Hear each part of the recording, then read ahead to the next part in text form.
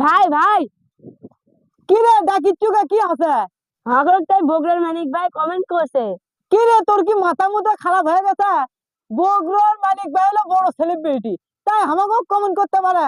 কি করছ তুই? মাথা মুথা তো আমার মনে হয় ঘুরে গেল।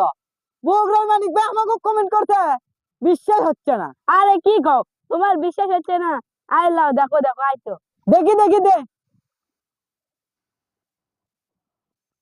কি রে তাই তো না, কি কই রে? বগুড়ার মানিক ভাই আমাকে কমেন্ট করছে।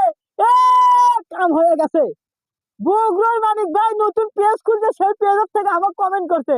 মাথা নষ্ট রে, ভাইরাল তো আমি হয়ে গেল। এসো আজকে কোনো মনে কর মন আমার আর খারাপ নাই। চ তোগলি আকবরিয়া যেমন মনে কর ইয়ে করবে, নাস্তা করবে। আজকে মনে কর পার্টি হবি। আকবরিয়া না বগুড়ো?